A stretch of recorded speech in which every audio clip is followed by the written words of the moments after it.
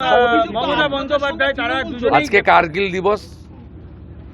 দিবসে যারা শহীদ হয়েছে আমাদের ভারত মাতাকে সুরক্ষিত রাখার ক্ষেত্রে তাদের স্মরণ করার দিন। সোশ্যাল মিডিয়াতেও করেছি, এখানে মন কি বাত শুরুর আগে এখানে যে আমাদের অস্থায়ী শহীদ বেদি বানানো হয়েছে সেখানে দাঁড়িয়ে স্যালুট করেছি।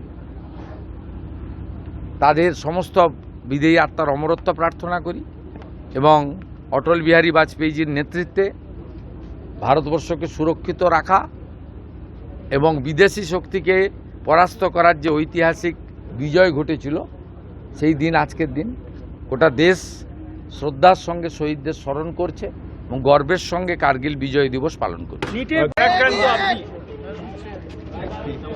দেখুন, আমি যা লিখে দিয়েছি ওটা নিয়ে বলবো না, অন্য কিছু। দাদা, যদি দেখা যায় গতকাল থেকে যে অ্যারেস্ট হচ্ছে সেখানে তৌহিদি জনতা বলে একটি সংগঠন, তার একজন নেতাও অ্যারেস্ট হয়েছে। বামেদের মিছিলে এই তৌহিদি জনতা মানে বিচ্ছিন্নতাবাদী শক্তিরা আসছে কি? বামেদের মিছিল ছিল না, ওখানে ওই যে আপনাদের যারা সেলফ ডিক্লেয়ার ককরোচ পার্টি তাদের এই মিছিল ছিল, পরে বামেরা যুক্ত হয়। তা আমি ধন্যবাদ জানাবো পশ্চিমবঙ্গে যারা এই নিট আন্দোলনের পার্ট ছিল, তারা এই ঘটনায় একেবারেই যুক্ত নয়, আমরা ভালো করে দেখেছি এবং তারা সোশ্যাল মিডিয়াতেও দিয়েছে যে সাংবাদিকদের উপরে বর্বরোচিত আক্রমণ এবং এই ধরনের ঘটনার সঙ্গে যারা যুক্ত তাদের দায়িত্ব তারা নিচ্ছে না। তারা সোশ্যাল মিডিয়াতেও দিয়েছে, আমাকে কলকাতা পুলিশের সিপি সব পাঠিয়েছে, দেখেছি আমি। এই শক্তিটা কমপ্লিটলি বিদেশি শক্তিদের দ্বারা মদতপুষ্ট হতে পারে, তদন্তকারীরা বলতে পারবেন। কিন্তু যেভাবে সংবাদ মাধ্যমের কর্মীদেরকে মেরেছে, রক্তপাত করেছে এবং প্রাণঘাতীর চেষ্টা করেছে, তার বিরুদ্ধে ব্যবস্থা 7টা মামলা হয়েছে। সব মামলা কিন্তু রিপোর্টাররা করেছেন।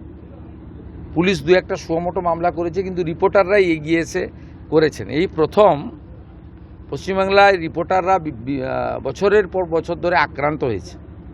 23-এর পঞ্চায়েত ভোটে কি অবস্থা হয়েছে আপনারা দেখেছেন, 22-এর পুরো ভোটে কি হয়েছে, ভাঙড়ে কিভাবে পিটানো হয়েছে, সন্দেশখালিতে পিটানো হয়েছে, অভয়া আন্দোলন, আরজিকর আন্দোলনে কিভাবে মার খেয়েছে রিপোর্টাররা, কিভাবে রক্তপাত হয়েছে। না প্রেস ক্লাব কোনো ভূমিকা নিয়েছে, না তদানীন্তন মুখ্যমন্ত্রী বা পুলিশ কোনো ভূমিকা নিয়েছে, না কেউ গ্রেপ্তার হয়েছে।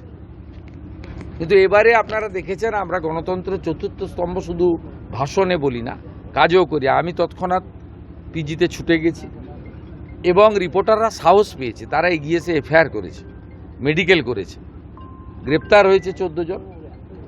যাদের ভিডিওতে দেখা গেছে তারা গ্রেপ্তার হয়েছে। এদের সঙ্গে ককরোচ পার্টি, নিট আন্দোলনের কোনো সম্পর্ক নেই। এরা কেউ ছাত্র নয়, এরা কমপ্লিটলি জামাতি, মৌলবাদী এবং ভারতবর্ষকে দুর্বল করতে চায়, অশান্তি করতে চায়। আর গত 10 সপ্তাহব্যাপী যে বিজেপি রাষ্ট্রবাদী সরকার চলছে, তারা যে সিদ্ধান্তগুলো আইন কার্যকর করার ক্ষেত্রে নিয়েছে, সেই যন্ত্রণা থেকে এই অসভ্যতামিটা এরা করছে। এই খারিজি মাদ্রাসা তার রেজিস্ট্রেশন নিয়ে তদন্ত হচ্ছে, এদের রাগ আছে। অবৈধ ওবিসি সার্টিফিকেট পেয়েছিল, হাইকোর্ট বাতিল করেছিল, আমরা কার্যকর করেছি, রাগ আছে। 1950 সালে পশু হত্যা আইন কার্যকর হয়েছে, রাগ আছে।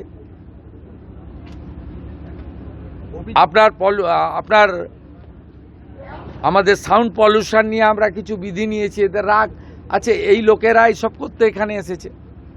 প্রধানমন্ত্রীর ছবিতে লাথি মারা, মুখ্যমন্ত্রীর ছবিতে লাথি মারা, প্রধানমন্ত্রীকে ব্যক্তিগতভাবে যে ছবি মানে চোখে দেখা যায় না, এটা আন্দোলন নাকি? আর দিল্লিতে তো ওরা অ্যালাউ করেনি, বা অন্য জায়গায় আজাদি কি?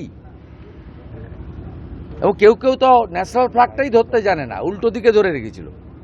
এরা কেউ আন্দোলনের লোক নয়, ছাত্র নয়, এরা গুন্ডা দমন আইনে ব্যবস্থা হবে। গতকাল বিধানসভায় যা বলেছি ওটাই ফাইনাল।